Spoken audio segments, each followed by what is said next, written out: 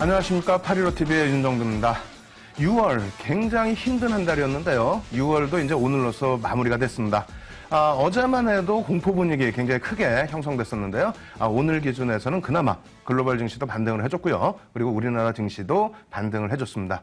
금융시장의 안정세 7월까지 이어질 것으로 보여집니다. 오늘 굉장히 많은 자료 내용 준비했습니다. 끝까지 시청하셔서 꼭 여러분들 것으로 만드시기 바랍니다.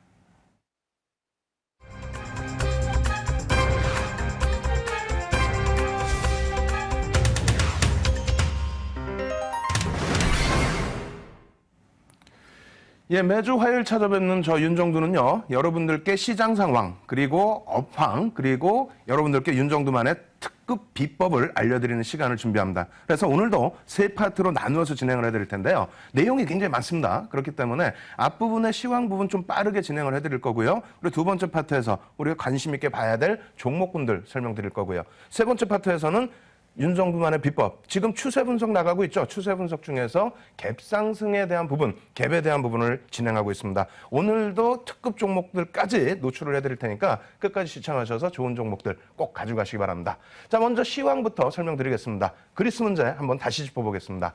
화면을 통해서 설명드릴 텐데요. 화면 놓고 보시게 되면은 일정표 제가 지난주, 지지난주 계속해서 가지고 나오는 일정표예요. 그 내용들 쭉 보시면은 26일까지의 기준. 여기서 가장 중요한 부분이 그리스 문제가 지난 주말에 해소될 것으로 기대를 했었죠. 근데 그러지 못했어요. 그래서 해소될 것으로 기대를 했기 때문에 유럽 같은 경우에도 금요일 장에 반등이 나왔고, 미국 증시도 나스닥은 하라 그랬지만은 금요일 장에 미국 증시도 반등이 나왔습니다. 그런데 어떻게 됐습니까? 재차 거부가 됐죠. 그리스 쪽에서 국제채권단에서 제시한 내용을 거부를 했습니다. 그래서 남아있는 일정 부분이 지금 이렇게 남아있어요. 오늘까지 벌써 다 끝나는 기준이 되는데, 구제금융 부분에 대한 협상, 이 부분에 대해서는 일단은 물 건너갔다. 그래서 IMF 쪽에 지금 갚아야 할 16억 유로 부분은 일단 해결을 못하고 있습니다. 그럼에도 불구하고 이제 시장의 반등이 지금 나오고 있고, 유럽 증시 지금 어떻게 돼 있습니까? 실시간으로 유럽 증시 보시게 되면요, 독일 같은 경우 대표적인데 저점 대비해서, 그러니까 2% 가까이 하락을 하다가 지금 플러스로 돌려놨어요. 그렇기 때문에 일단 그리스 문제 부분은 조금은 또 여유롭게 놓고 보실 수 있는 구간이 아닌가, 이렇게 말씀을 드리겠습니다. 남아있는 일정은요, 7월 5일 날 국민투표를 합니다. 국민투표를 해서 채권단의 여러 가지 요구사항을 받아들일 것이냐, 이런 내용이 되는데 좀 더 살펴보도록 하겠습니다. 보시면은요, 채권단이 이런 요구를 하고 있죠. 재정 확충을 통한 증세라든가 연금 삭감, 이런 부분이 쭉 나와 있고요. 이 부분에 대해서 그리스도 일정 부분은 양보를 했습니다. 세금도 이렇게 하겠다, 노조보호제도는 유지를 하겠지만은 공기업의 민영화 추진을 하겠다. 그리고 무엇보다도 조기 은퇴자에 대한 연금 수급에 대해서 제한하겠다. 이러한 부분까지 다 했는데, 결론적으로는 채권단에서는 이 정도 가지고는 안 된다라는 거죠. 그래서 어떤 내용이 있었냐면은, 사실상 이러한 그 내용인데요. 이런 내용이 있는데, 주말에 금요일 날 미국이나 유럽장에서의 반등이 일부 나왔었던 부분은 채권단 쪽에서는 11월까지 구제금융 부분을 조금 연장하겠다, 연기하겠다, 이렇게 하는 거예요. 근데 그리스에서는 안 된다. 7월 말까지 한 달 기간으로 연장을 하고 협상을 다시 하자. 이 차이입니다. 무슨 얘기냐면, 그리스 입장에서는 이런 거죠. 야, 채권단 마지막으로 주기로 했던 70억 유로 내놓으란 말이야. 왜 안 줘? 6월 말까지 주기로 했잖아. 그거 줘야 내가 IMF 쪽에 15억 유로를 갚을 거 아니니? 이렇게 얘기를 하고 있는데, 채권단은 야, 필요 없어. 네가 지금 구제안을 제대로 안 갖고 왔기 때문에 그렇다면 협상 카드를 가지고 올 때까지 11월까지 열어놓고 그때까지 통제를 받아. 이렇게 된 겁니다. 그러다 보니까 그리스 총리도 그럴 수는 없다. 내가 이걸 다 떠안을 수는 없고 국민투표를 하자. 이렇게 해서 지금 진행이 된 겁니다. 그래서 돈을 빌려주기로 했던 돈을, 마지막 남은 70억 유로를 뒤에 빌려주겠다, 앞에 땡겨달라, 이러한 기싸움이다. 이렇게 좀 놓고 보시면 될 것 같고요. 좀 너무 쉽게 말씀드리니까 조금 저거 아닌 것 같은데 생각하실 수도 있는데, 맞습니다. 그 내용이고요. 그리스가 유로존을 탈퇴했을 경우에 이런 내용들이 있습니다. 그래서 유럽 쪽에서는 그리스가 유로를 탈퇴했을 때에 그때에 미치는 파장, 그 영향력 부분을 계산까지 하고 있다라고 일부 언론에서 나오고 있죠. 그래서 그리스가 탈퇴하더라도 사실상의 세계적인 금융시장의 공황 상태가 나오는 것은 다소 제한적일 것이다라는 의견이 좀 더 지배적입니다. 어찌됐건 그 S&P 같은 경우에는요, 그리스 부분에 있어서 신용등급을 다시 한 차례 추가적으로 강등을 했습니다. 어제 날짜죠.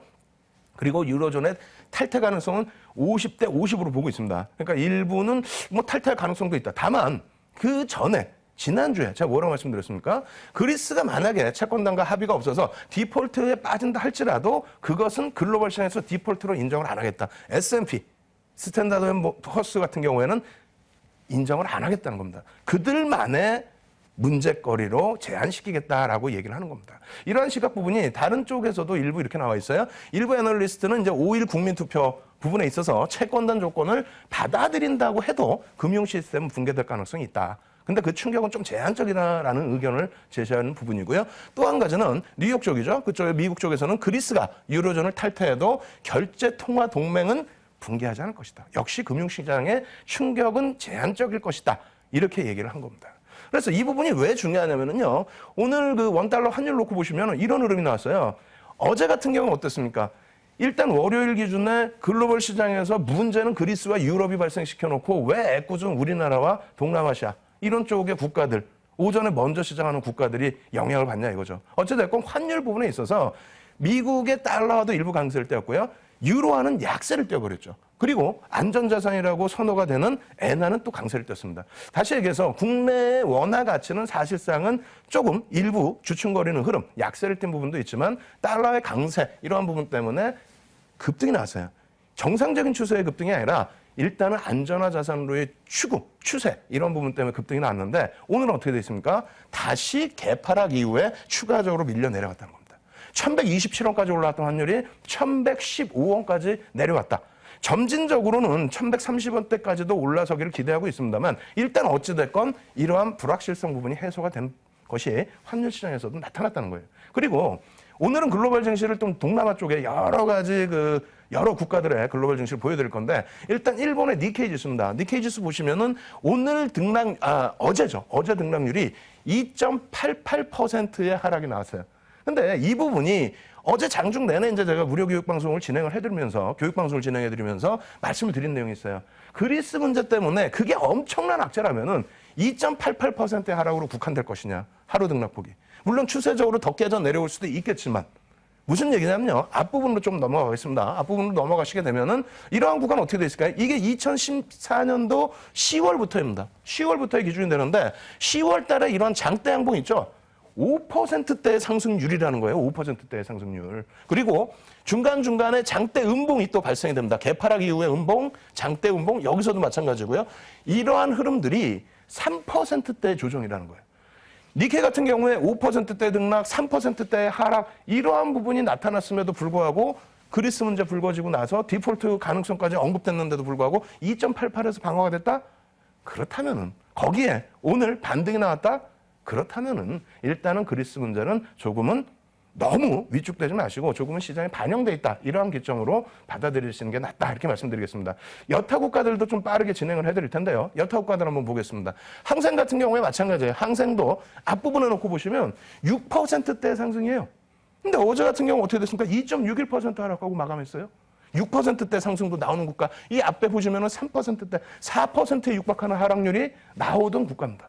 아시겠죠? 이런 부분들, 이 장대 음봉들 어떻게 할 거예요? 근데 유로존의 문제 제한적이었다는 거죠.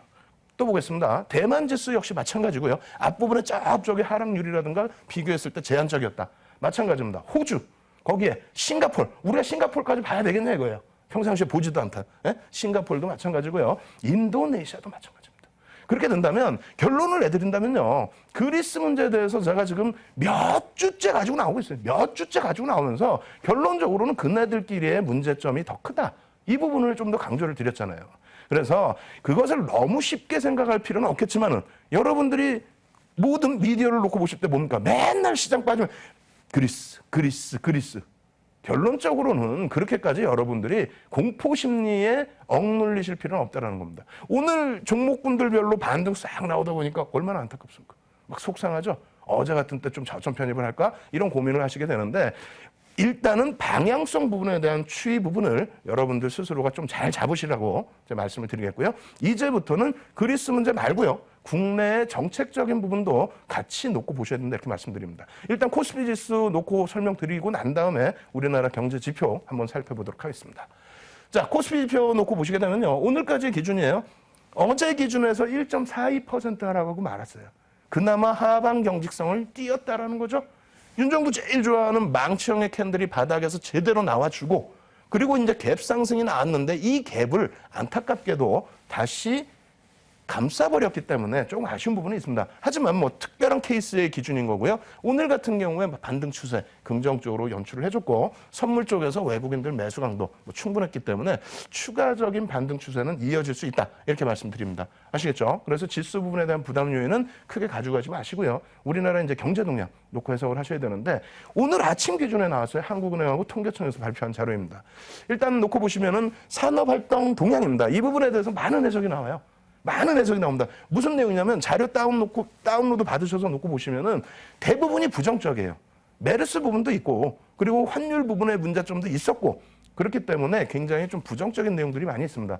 다만 이것을 바탕으로 해서 두 번째 파트에 말씀드릴 추경이 진행이 되죠.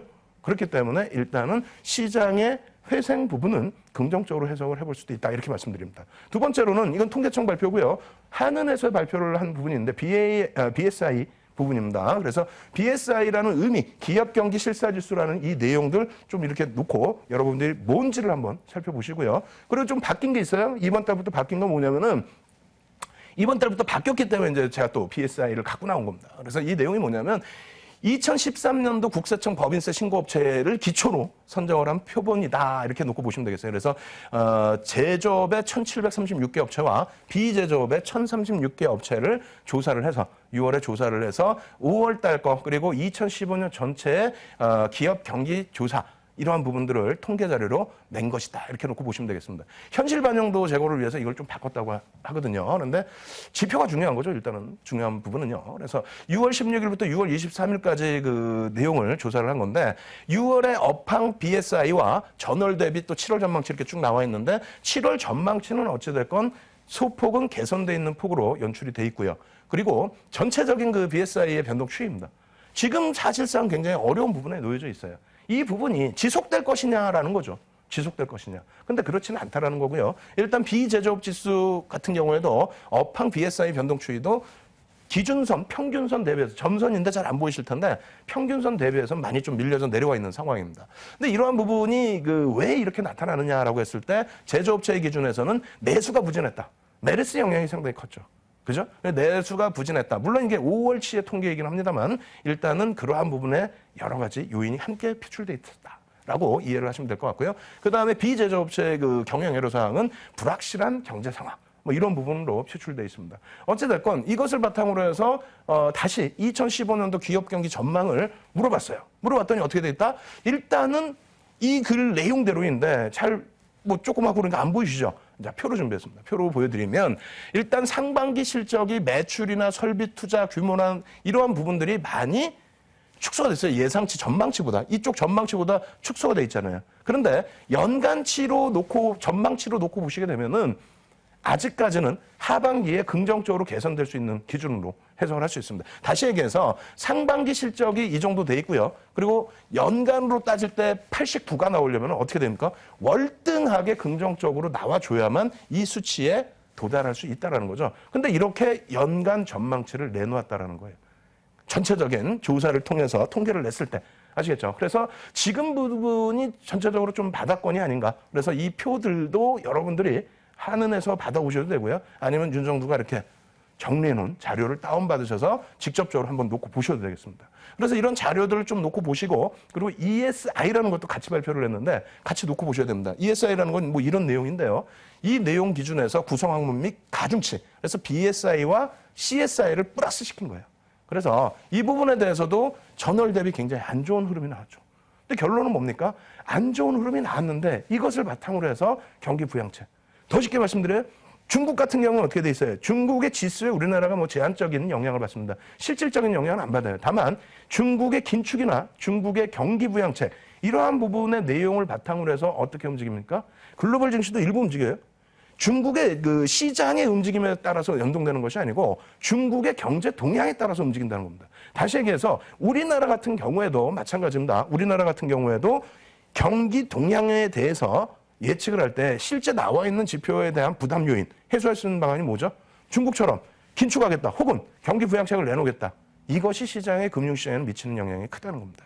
지금 현재 기준에서는 이러한 지표들이 좀 많이 안 좋아진 부분이 있기 때문에 계속해서 추경의 얘기가 나오고 있고 그리고 실질적으로 추경을 단행할 것으로 지금 기대가 모아지고 있고 물론 뒷부분에 설명드리겠습니다만 추경이 무조건 좋은 것은 아닙니다. 다만 금융시장, 주식시장에 발을 담그고 있는 우리의 입장에서는 이 추경이라는 부분이 결코 나쁘지 않습니다. 그래서 이와 관련된 내용분들의 종목군들을 놓고 보셔야 되는데 자 지난주부터 해서 지지난주부터 해서 계속 똑같은 종목을 여러분들께 시황 시간에 말씀드린 종목이 있어요. 그 종목 다시 한번 점검해드리고 나서 첫 번째 파트는 마무리를 지어드리도록 하겠습니다. 시황에 왜 자꾸 효성이 나오느냐 이렇게 말씀하실 수 있는데 지금 제 기억으로는 한 3주, 4주 되는 것 같아요. 그래서 효성 부분에 있어서 전체적인 시황, 삼성그룹의 지배구조의 개선, SK그룹의 지배구조의 개선, 지주사로의 전환 이런 부분들 그 모멘텀을 효성도 가지고 있다는 거죠. 지주사의 전환, 경영권 승계, 실적 개선폭 이러한 내용들 지금 시간은 좀 짧기 때문에 어떻게 해요?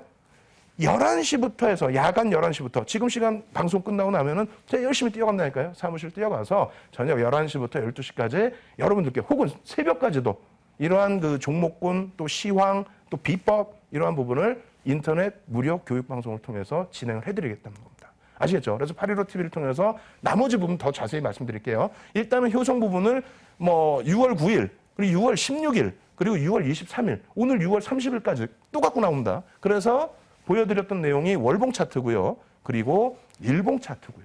그리고 교육 이후의 흐름이고요. 그렇다면은 현재 기준에서는 어떠느냐라고 했을 때 현재 기준에서는 이런 고점대 무료 교육을 참여하시면은 문자가 등록이 됩니다. 차익 실현 문자까지 보내드린다는 거예요. 보내드리고 나서 되돌렸죠. 이런 기준에서 어떻게 됩니까? 어떻게 됩니까? 또 말씀드리고 나서의 흐름이기 때문에 긍정적인 흐름에서의 기준을 여러분들이 놓고 보셔야 된다는 거예요. 아시겠죠? 그래서 지금 뭐 시황 시간에 종목까지 언급을 드렸는데 마찬가지입니다. 업황 부분에서는 말씀드릴 거고 비법 부분에서도 여러분들이 집중해서 보셔야 될, 교육 받으셔야 될 종목군들은 계속 노출을 해드릴 겁니다. 자, 첫 번째 파트 이만큼에서 마무리해드리고요. 두 번째, 세 번째 파트 진행해드리겠습니다.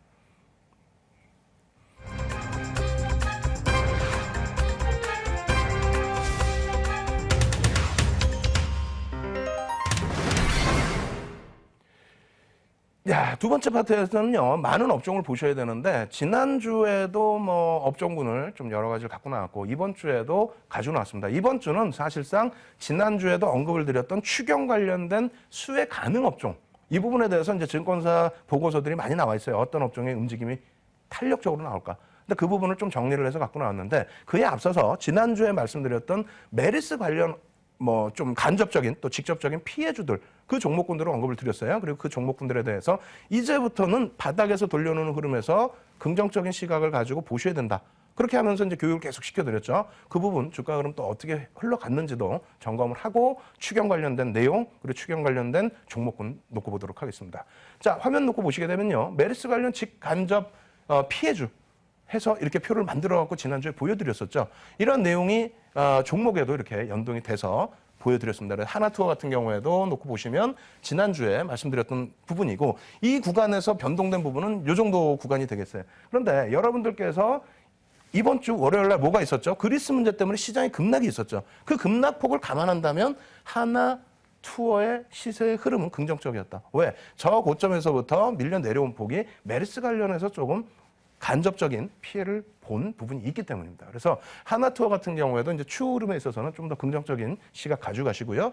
그리고 리엔쿠첸 같은 경우도 마찬가지죠. 메리스 관련해서 간접적인 영향 말씀드리고 주가 흐름 자체가 이런 흐름이 나왔습니다. 그리고 나서의 흐름인데 어제 같은 경우에 그리고 오늘 같은 경우에도 개장 초에 꼬리를 달고 쭉 미끄러져 내려왔었죠. 근데 리엔쿠첸 같은 경우에도 어떻습니까? 중국 관광객들 또 중국 관련해서의 수혜와 피해를 한꺼번에 볼 수 있는 그런 업체가 되는데 일단 펀드멘탈이나 또 수급 그리고 앞으로 가지고 있는 모멘텀, 기업 분할이라든가 이런 모멘텀 대비해서 단기적으로 눌림 폭이 좀 강하게 나왔었던 거죠. 그러고 나서 이제 돌리는 추세입니다. 추가적인 긍정적인 시각 그대로 유지를 하셔야 됩니다. 아시겠죠? 마지막으로 이제 아모레퍼시픽 보여드릴 텐데 아모레퍼시픽 같은 경우에는 와, 이 종목 대단하다라고 생각하실 거예요. 1월부터 뭐 주구장창 내리 여러분들께 설명드리고 교육해드리고 이러한 종목은 보셔야 됩니다.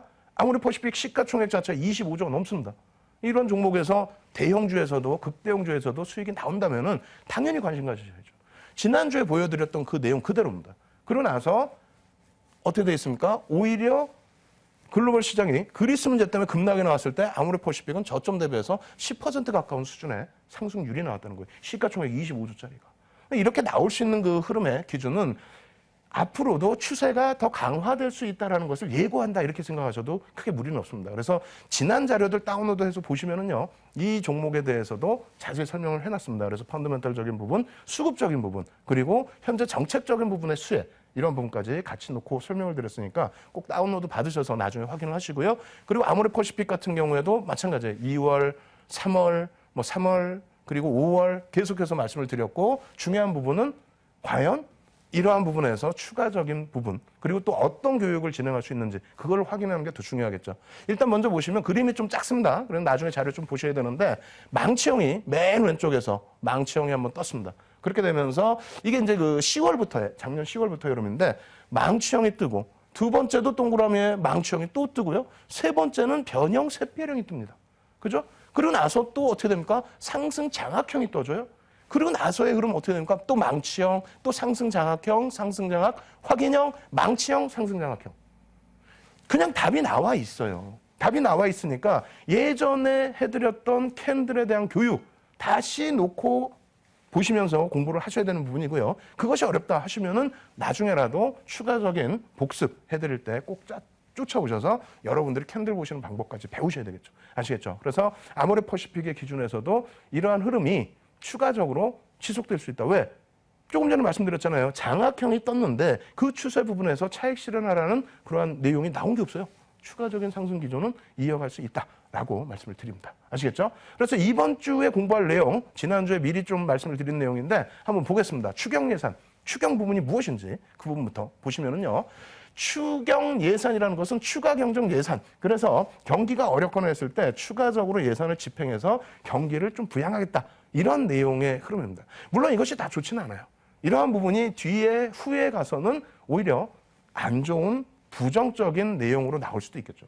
자, 이러한 내용들을 쭉 놓고 보시면 최근 추경 관련해서 진행을 해야만 된다라고 한 부분이 메리스 관련된 부분, 또 중부지방 위쪽에서의 가뭄에 관련된 부분, 이러한 부분 때문에 내수 경기가 굉장히 어려워졌다. 거기에 환율 관련된 내용, 엔화 자체의 약세 때문에 우리가 수출 경쟁력이 많이 떨어져 있다. 이러한 부분입니다. 그래서 이러한 부분에 대해서 계속해서 이제 그 6월 23일에도 언급이 됐었고요. 그리고 이러한 부분이 시장에서는 대략 11조 5천억 원에서 한 20조 정도까지의 추경이 집행될 것이다 라는 예상치까지 나와 있는 상태입니다. 거기에 금리 인하까지도 뭐 언급이 되고 있어요. 어찌됐건 2003년 이후에 7차례 정도, 2003년부터 기준을 잡으면 7차례 정도 추경을 했는데 7차례 추경 중에서 5차례는 증시가 긍정적으로 올라왔다. 거기에 외국인 수급도 일단은 긍정적이었습니다. 추경 때. 그래서 펀드멘탈의 개선은 사실상은 눈에 띄지는 않았습니다만 시장에 미치는 영향력은 긍정적이었다. 이렇게 놓고 보실 수 있겠고요. 최근 들어서의 이제 내용입니다. 뭐 새누리당 유승민 원내대표 요즘에 뭐 이러쿵저러쿵 조금 말씀이 있으신데 어찌됐건 6월 24일 날 이런 추경에 관련된 내용이 있었고요. 박근혜 대통령께서도 6월 25일 날 언급이 있으셨고요. 그리고 지금 최경환 경제부총리께서도 말씀을 하셨어요. 6월 25일 날 이러한 내용이 있다. 그래서 대략적으로 7월 달 초순 혹은 또 7월 10일까지는 전체적인 규모라든가 이러한 부분이 확정될 것이다. 이렇게 내용이 나와 있습니다. 그러면 이것에 관련된 그 전체 예산 부분이나 이런 부분도 확인을 하셔야 되는데 지난주에 보여드렸던 내용이에요. 재정 총 지출 및 예산합계 규모고요. 그리고 2000년 이후의 추경 편성 내용이고요. 그리고 이러한 부분이 단행됐을 때 금융시장에는 긍정적인 영향을 미쳤다는 거고요. 그리고 규모 부분을 표로 나타낸 거죠. 마지막으로 이제 놓고 보실 부분이 예전의 기준입니다. 2009년도 3월에서 5월, 그리고 2013년 7월부터 9월. 리먼 브러스 터지고 난 이후에 2009년이 되겠죠. 그죠? 그리고 2013년에 또 다시 추경이 단행이 됐는데 그때 기준에서 움직였던 업종입니다. 근데 여기서 문제가 되는 것은 뭐냐면 그때 당시에 움직였던 업종, 사실상 노란색은 2009년도는 리먼 사태 이후의 흐름이란 말이에요. 그래서 낙폭이 과대하게 나타난 종목이 움직였기 때문에 의미가 조금 결여되는 부분이 있어요. 2013년 같은 경우에는 그런 비슷비슷한 흐름이 있고 오히려 건축자재 쪽에 시멘트라든가 그죠? 그런 쪽에 이제 조금 몰려진 부분이 있습니다. 나머지는 뭐 비슷한 흐름인데 그럼 이번에는 어떤 업종이 움직일 수 있을까? 그 부분을 놓고 보셔야 되겠죠. 자, 놓고 보시면은요. 이러한 내용입니다. 금융 쪽은 뭐 추경 후에 경제 지표가 개선되면은 금융주 실적 개선에 대한 기대감이 형성될 수 있다라는 거고요. 거기에 또 무엇이 있겠습니까? 일단 형성될 수 있는 부분이 금리에 대한 부분들, 그렇죠? 글로벌 시장에서의 미국 쪽의 금리 인상 이런 부분에 대한 것까지도 금융 쪽은 볼 수 있다. 그래서 뭐 종합 지주사라든가 그리고 보험업체 이런 종목군들 그리고 증권사 같은 경우에도 실질 유동자금이 많이 돌아다니다 보니까 증권주에도 증권 시장에도 돈이 유입될 가능성이 있다. 그래서 증권주까지도 수혜주로 부각이 되고 있습니다. 거기에 이제 건설주들 그리고 유통, 전기전자 같은 경우 왜지라고 생각하실 수 있는데 환율 안정화에 따른 수혜가 또 예상이 되는 부분이 있다. 이렇게 말씀드립니다. 종목별로는 뭐 이런 종목군들이 있어요. 그럼 이러한 종목군들 중에서의 흐름 월봉 차트를 한번 보여드릴 텐데 삼성생명 월봉 차트입니다. 그래서 예전에 제가 이제 그 캔들 교육이나 이런 거 해드렸을 때 또 시황을 분석해드렸을 때 금융주들을 놓고 보셔야 된다 했을 때가 삼성생명이 97,000원 뭐 이렇게 형성이 됐었어요. 그 바닥권에서 지금은 많이 눌려놨죠. 주춤거리는 것 같지만 실질적으로 바닥을 계속 높이고 있다는 겁니다. 근데 본격적인 추세의 흐름은 어떻게 된다고요? 본격적인 추세의 부분은 이제 추경 지나고 나서 경제지표 좀 개선되고 그리고 미국 쪽에서 본격적인 금리 인상 단행하게 되면 금융주, 삼성생명 꼭 놓고 보셔야 된다는 얘기입니다. 아시겠죠? 거기에 신한지주 계속해서 연초부터 말씀드려왔었죠. 그래서 지금 요 바닥권, 꼬리 달고 내려오는 요 바닥권은 제가 볼 때는 과매도 권역이라고 생각합니다. 그래서 4만 원 미만에서는 하방 경직성이 굉장히 크고요. 그리고 상승 삼각형 패턴 월봉으로 만들어 놓고 있는 거죠. 그죠? 수급 부분은 다소 올해 들어서 조금 주춤거리는 흐름이 있었어요. 금리 인하 부분 이런 부분 때문에. 그런데 전체적인 누적 수급은 매집이 충분히 단행돼 있다. 유통 물량 자체가 적습니다. 그래서 신한주주 꼭 보셔야 됩니다. 그럼 마지막으로 이제 건설업종 말씀드릴 텐데 건설업종 같은 경우 사실상의 대표적인 경기 부양책에 대한 큰 수혜를 볼 수 있는 그런 종목인데 다소 제한적으로 왜? 주가가 지금 많이 눌리다 보니까 다소 제한적인 해석을 합니다. 하지만 건설사 중에서도 탑픽 뭐 대림산업이라든가 현대산업이라든가 GS건설 이런 쪽은 좀 더 관심을 가지셔야 돼요. 특히 이제 대림산업 같은 경우에는 누적 수급도 굉장히 긍정적으로 개선돼 있고요. 그리고 대림산업의 건설 쪽 부분뿐만 아니라 유화, 자회사의 실적 개선폭까지 같이 연동돼 있다는 겁니다. 자, 화면 놓고 보시게 되면요. 일단은 뭐 국내 부동산 시장의 활성화에 따른 수혜 이런 부분도 있고 실적에 대한 개선 부분 이런 부분도 있습니다. 그래서 결론적으로 대림산업의 월봉 차트인데 하락 추세 라인을 월봉상으로 7월이면 당연히 돌릴 수 있는 그래서 4월 이후에 5월, 6월 멈춰져 있던 이 구간이 돌려질 수 있는 범위로 될 수 있다. 왜? 수급 부분이 적은 물량이 아닙니다. 월봉 기준에 공격적인 개인 누적 매수세가 물량이 뺏겨지는 흐름이 나와 있다. 그래서 긍정적으로 좀 한번 놓고 보셔야 된다 이렇게 말씀드리겠고요. 현대산업 같은 경우는 마찬가지입니다. 현대산업도 이러한 실적 개선폭이 있는데 거기에 지금 호텔신라와 함께 추진하고 있는 사업 부분들 이러한 부분에 대한 긍정적인 영향력도 굉장히 시장에서 긍정적으로 받아들여지고 있다는 겁니다. 그래서 누적 수급도 지속적으로 물량을 뺏기고 있는 상황 그리고 월봉 기준에서의 차트도 추세 부분이 어떻게 되어 있습니까? 상승 추세로 지속되고 있다는 겁니다. 오버슈팅이 충분하게 더 나올 수 있는 그런 범위입니다. 따라서 건설주들 중에서도 탑픽을 꼭 선정을 하셔서 놓고 보실 것을 강하게 좀 권해드립니다. 그래서 두 번째 파트에서 말씀드린 내용은요. 지난주에 메리스 관련된 내용하고 이번 주는 어떻다고요? 추경 관련된 내용. 추경을 단행했을 때, 경기부양책을 했을 때 그에 대한 수혜 업종 꼭 여러분들이 선점하셔서 좋은 수익 올리시기 바랍니다. 두 번째 시간 이만큼에서 마무리해드리겠습니다.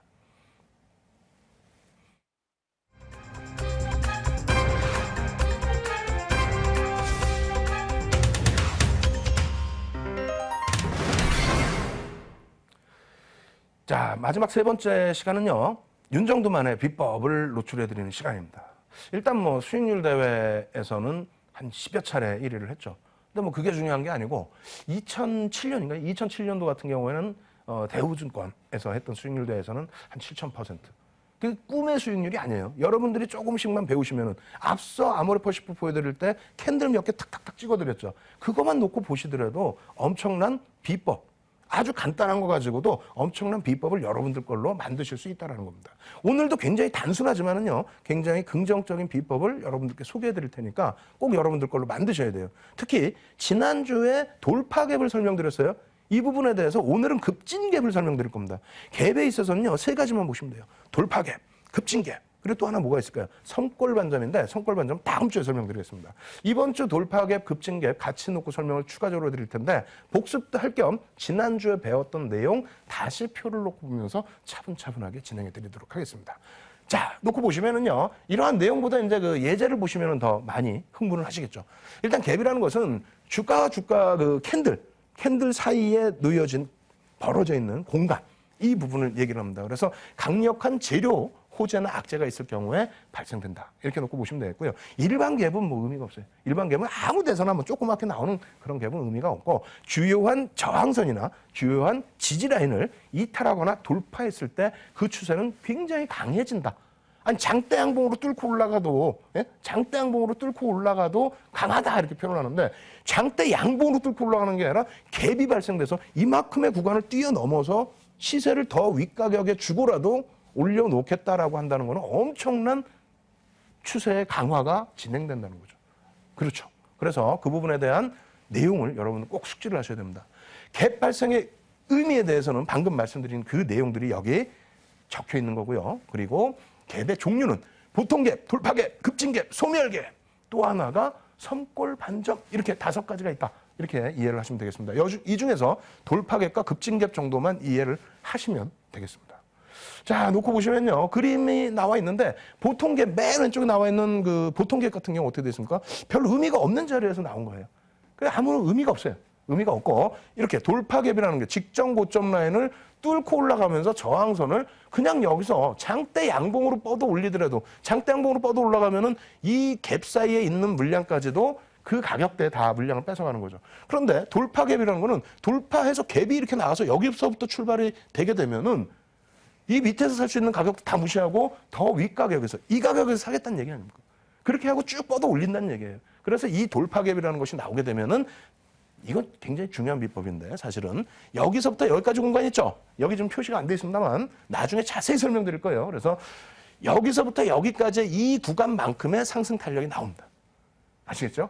최소 범위입니다. 여기서부터의 갭이 나오는 구간까지, 그죠? 그만큼의 최소 범위의 상승 탄력. 두 번째로는 그 상승 탄력이 나온 이후에 급진갭.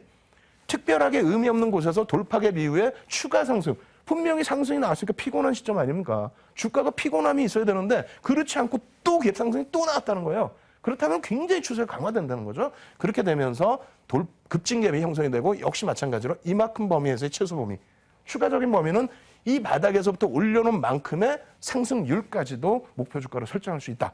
거기에는 이제 거래량과 수급까지 같이 놓고 보셔야 되겠죠. 아시겠죠? 그래서 오늘 배울 급진갭이 이런 거고요. 오늘 이제 소멸갭 같은 경우는 간단하게만 말씀드릴 텐데 추가적인 상승 이후에 추가적인 상승이 나오는데 갭 상승이 또 나와요. 이런 건 뭐냐면 바닥에서 놓치신 분들, 급진갭에서 놓치신 분들, 여기서 한번 눌리고 올라갔을 때에 쇼 커버링 물량이 들어오는 경우 있고요. 그러니까 공매도를 때렸다가 이거 도저히 안 되겠다 해서 쇼 커버링 물량이 들어오는 경우 혹은 개인들의 추격 매수가 나오는 경우에 이런 갭이 나옵니다. 그런데 이때는 갭이 발생됐을 때 모르고요. 그 이후에 다시 고점을 찍고 밀려 내려올 때 이 갭이 메꿔주죠.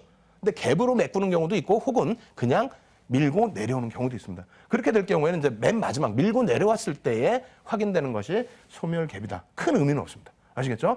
그리고 나서 다시 이제 돌파갭, 하향 부분에서도 돌파갭, 급진갭이 또 있어요. 그래서 이러한 그 조정이 나올 때에도 이러한 갭이 나올 때에는 피해 가셔야 된다. 상승 기조에서는 돌파갭 나오면 어떻게 해야 됩니까? 눈 동그랗게 뜨고 수급 확인하고 거래량 확인하면서 들어가셔야죠. 거기에 급진갭까지 나온다? 이야, 이건 추가 매수죠. 아시겠죠? 어떤 종목이 있는지 한번 예제를 보겠습니다. 돌파갭의 경우에 지난주에 설명드렸던 내용이고 방금 설명드렸던 내용인데 예제가 이런 게 있죠. 지난주에 보여드렸잖아요. 한미약품. 어떻게 됐습니까? 한미약품의 이 그려드린 구간이 전부 갭이 나온 구간이에요. 갭이 나오는 구간에서 돌파갭이 나왔죠. 그렇죠. 직전 고점을 뛰어넘는, 저항선을 뛰어넘는 돌파갭이 나왔다는 거고요. 두 번째 선을 놓고 보실 때도 저쪽에서 고점 형성돼 있는 고점을 또 뚫고 넘는 돌파갭. 그런 식으로 해서 돌파갭 급진갭 나온 다음에 상승률은 182%. 어마어마하죠. 여기에 또 한 종목 또 보여드렸죠. CNS 자산관리 같은 경우에도 어떻게 되어 있습니까? 처음에 돌파갭 나오고요. 두 번째 급진갭이죠. 멀리 보면 이것도 돌파갭입니다만 급진갭이 됩니다. 그리고 나서의 상승률은 258.88%. 그렇다면은 이러한 초기 부분에 놓치셨다 해도 급진갭에 있어서는 따라 들어가셔야죠. 물론 여기 같은 경우는 어떻게 됩니까? 소멸갭이 발생됐습니다만 다시 돌려버립니다. 갭을 메꾸는 것에 대해서는 의미가 없어요. 갭을 메꾸지 않았다면 추가적인 이러한 급등 랠리가 나올 수가 있었겠죠. 그죠? 자, 이렇게 해서 돌파갭을 지난주에 보여드렸던 자료 화면을 또 보여드린 거고요. CNS 자산관리 같은 경우에 이거를 조금 더 자세하게 설명을 드려보면은 첫 번째 돌파갭. 그죠? 직전 고점을. 굉장히 중요한 거예요. 돌파갭이 뭐냐? 뭐 어느 거에서 잡아야 되냐? 첫 번째 갭이 이렇게 딱 해갖고 나왔는데, 예? 캔들과 캔들 사이에 몸통 갭이 나왔는데, 이 갭이 나온 이후의 흐름을 놓고 보시면은 이렇게 돼 있다는 거예요. 여기서 발생된 갭 대비해서 월등하게 더 많이 올라가죠. 근데 두 번째 갭이 발생됩니다. 어떻게 발생됩니까? 꼬리는 의미가 없다 그랬어요. 몸통 대 몸통입니다. 두 번째 갭이 또 이만큼 발생돼요. 이만큼 발생되면서 저쪽 고점을 뚫고 올라가 버립니다. 굉장히 강한 거죠. 굉장히 강하다 보니까 이 추세 부분이 아까 놓고 보신 것처럼 여기와 여기입니다. 여기와 여기.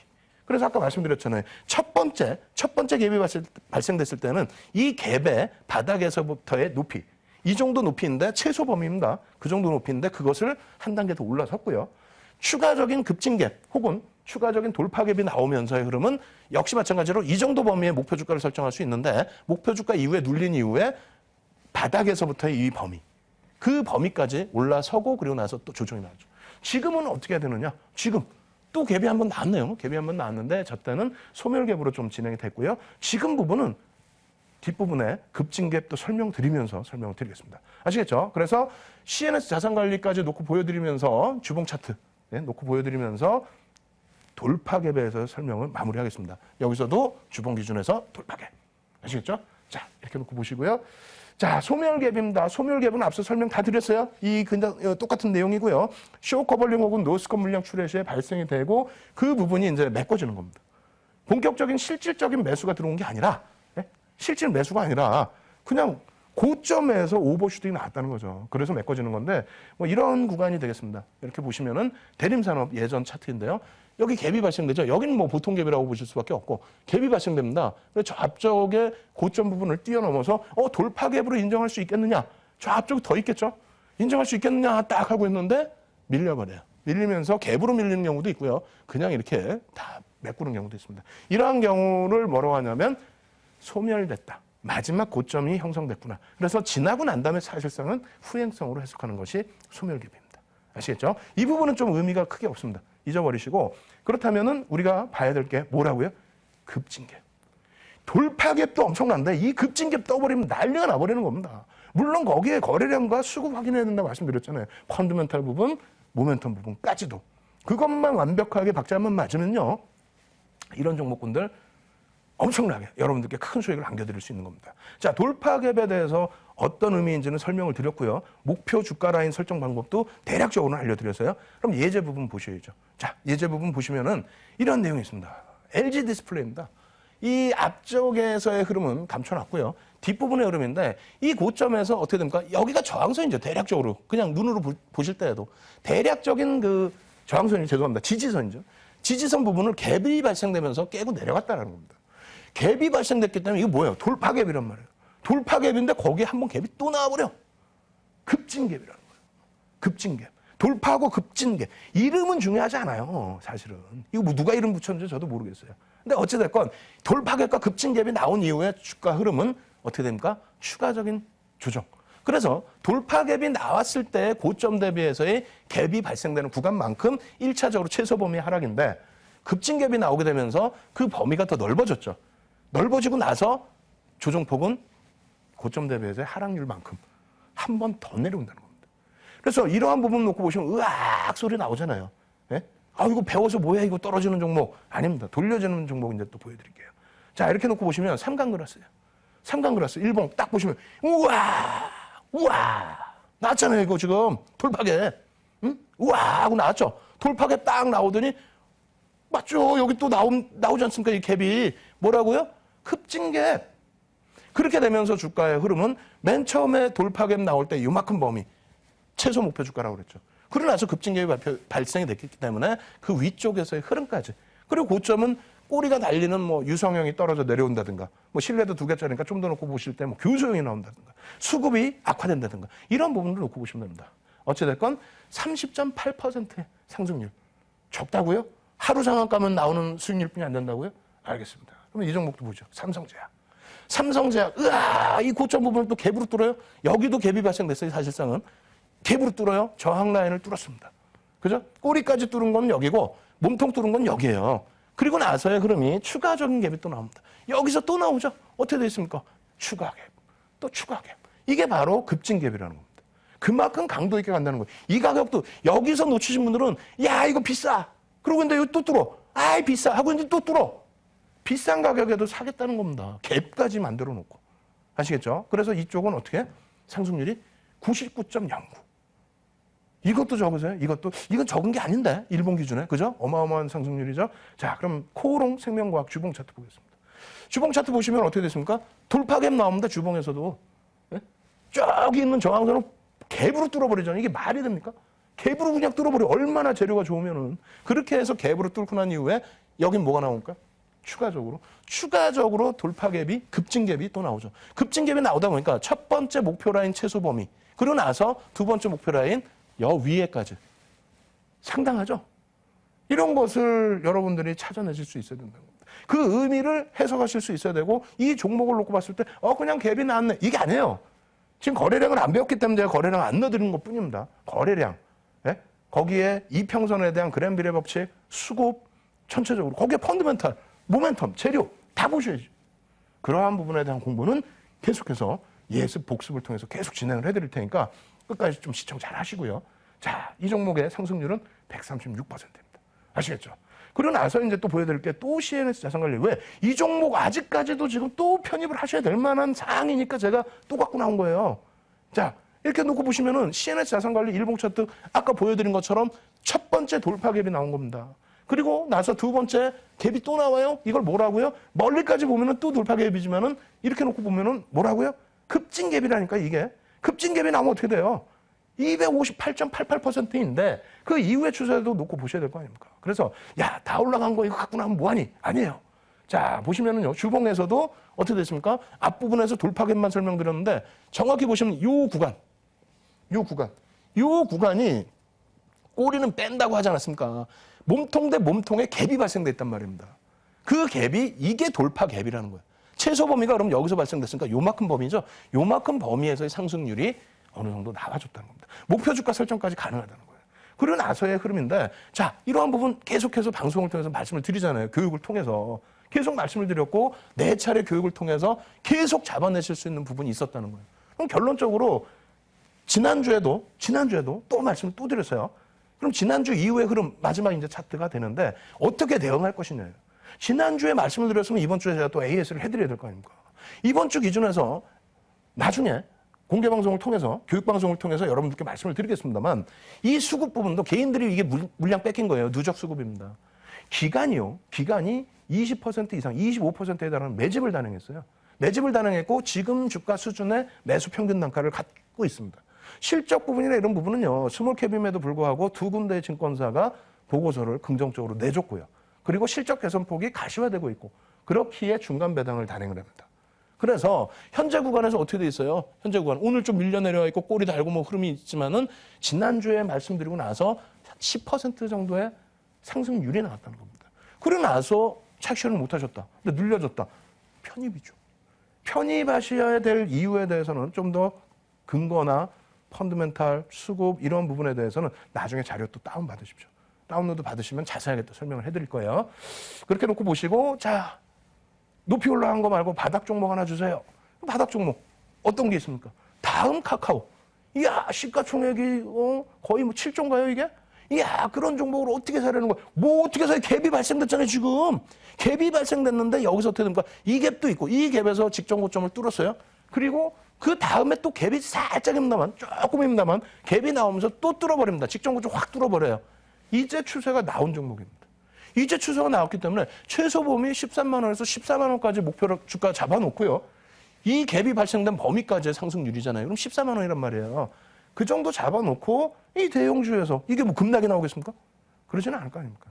수급까지 개선된 폭이 있기 때문에 다음 카카오 같은 종목군들 잡아내셔야 된다 말씀드립니다. 아시겠죠? 이거 좀 약하다고요? 이 종목 약해요? 알겠습니다, 여러분. 자, 이지바이오. 이 종목은 안 약할 것 같은데요? 자, 가파르다? 가파르지 않습니다.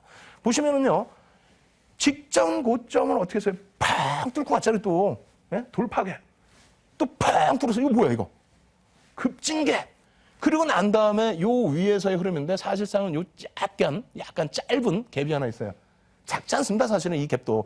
이 갭이 발생된 이후에 중요한 게 뭐냐면 꼬리를 달고 내려온 부분이 있었지만은 전부 꼬리가 되돌려졌다는 겁니다. 무슨 얘기냐면은 꼬리를 달고 되돌렸다는 거는 이 갭이 메꿔지지가 않았다는 거예요. 몸통 대 몸통이라는 겁니다. 만약에 어제 그리스 문제가 없었다면은 그렇다면은 이 종목 같은 경우 오늘 장중에 뭐 7%대 상승 이렇게 나왔는데 어제 나왔을 수도 있다는 거예요.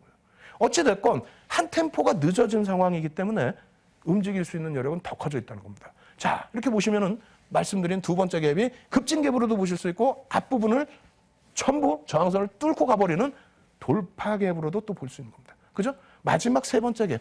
구간은 작지만 이게 또 완벽한 급진갭이 됩니다. 어려우세요?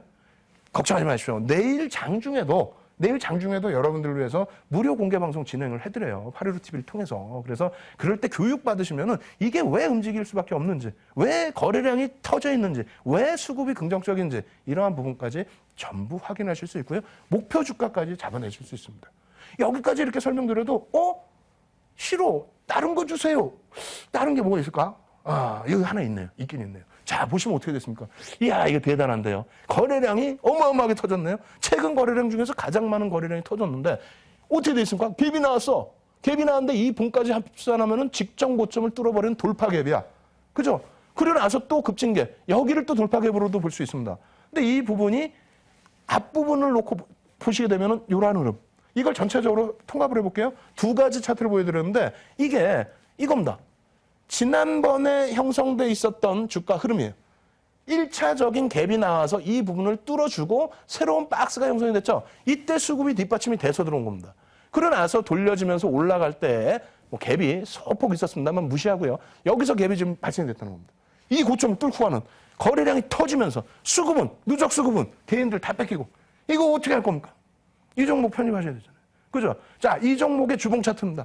일봉뿐만 아니라 주봉도 완벽해요. 돌파갭, 급진갭. 이거 어떻게 할 거예요, 이거? 아시겠죠? 그래서 이 부분에 대한 종목 알려달라고요? 종목 시간이 없지 않습니까? 예, 그래서 제가 지금 바로 사무실로 뛰어갈 겁니다. 뛰어갈 테니까 뛰어가서요. 11시부터 새벽까지라도 좋습니다. 예? 아시겠죠? 여러분들을 위해서 815TV를 통해서 무료 교육방송을 진행해드릴 거예요. 교육방송 진행해드릴 때 꼭 참여하셔서 이 비법, 종목 알아가시고요. 내일 장중에도 마찬가지입니다. 8시 반부터 15시까지 여러분들께 무료 교육방송 진행해드리니까 꼭 오셔서 시황, 비법 전부 가져가시기 바랍니다. 아시겠죠? 저는 다음 주에 더 좋은 내용으로 또 찾아뵙도록 하겠습니다. 저는 815TV의 윤정두였습니다.